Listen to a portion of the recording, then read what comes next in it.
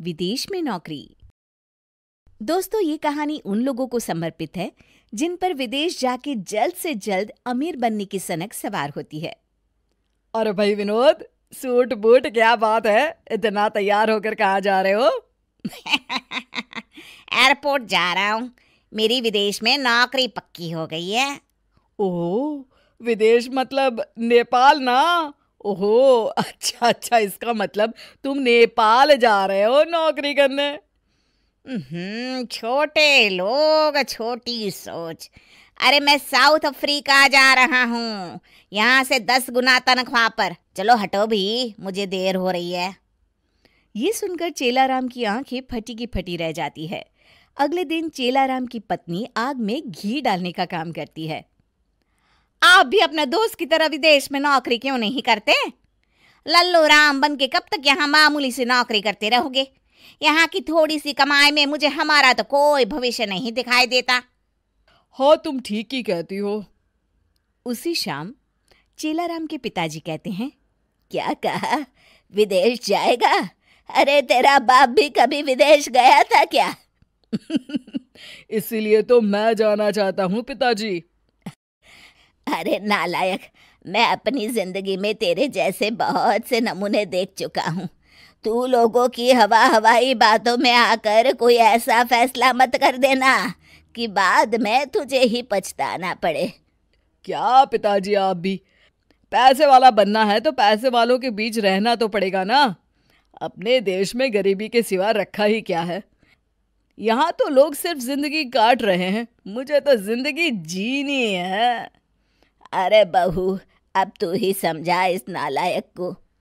अब बाबूजी, इन्होंने विदेश जाने का फैसला करके ठीक ही तो किया है। अरे आप बेकार में अपना सर खपा रहे हैं, ये दोनों मिले हुए हैं, समझा के कोई फायदा नहीं। थोड़ी देर बहस के बाद चेलाराम के पिताजी बेटे की जिद के आगे हार जाते हैं। जल्दी से विदेश चलने की तैयारी कर लीजिए और वहां जाकर ना मैं भी नौकरी कर लूंगी, फिर तो हमारी कमाई दुगनी हो जाएगी। इस तरह चेलाराम अपनी पत्नी और बेटे को लेकर विदेश चला जाता है। चेलाराम को एक कंपनी में किसी तरह नौकरी मिल जाती है। ये देखो कितना बड़ा घर है चेलाराम, तुम यहाँ आराम से रह सकते हो, यहाँ तुम्हें कोई तकलीफ नहीं होगी। अरे ये अंग्रेज हिंदी कैसे बोल रहा है? अरे हिंदी चैनल है तो हिंदी ही बोलूंगा ना। बात तो तुमने सही कही, हमें घर पसंद है, बहुत पसंद है। हाँ। इस तरह चेलाराम अपने परिवार के साथ विदेश में रहने लगता है। लेकिन कुछ दिनों के बाद ही चेलाराम का सच्चाई से सामना होने लगता है। घर के काम करने के लिए वो एक काम वाली बाई को बुलवाते हैं।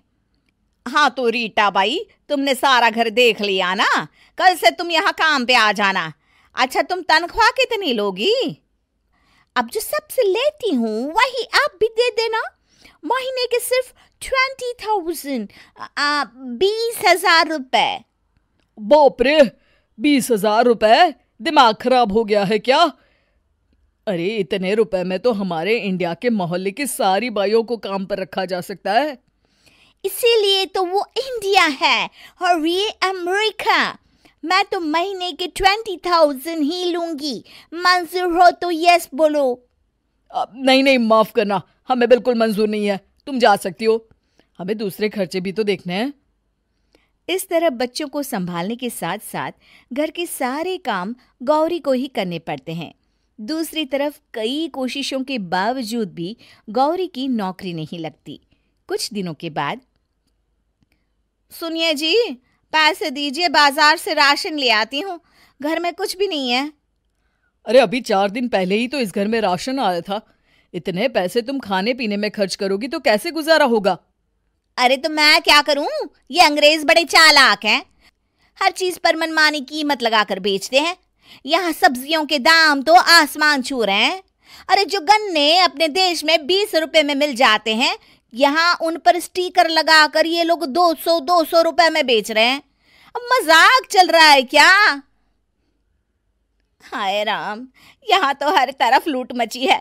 अरे बच्चों की पढ़ाई को ही ले लो, इतनी महंगी कि पूछो मत। मेरी तो कुछ समझ में नहीं आता।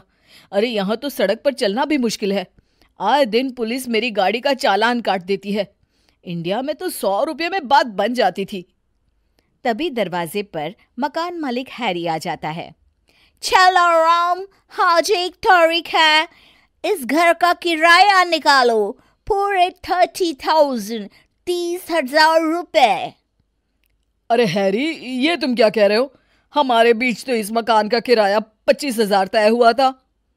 अरे वाह, पानी बिजली मेंटेनेंस के पैसे क्या मेरे पिताजी भरेंगे?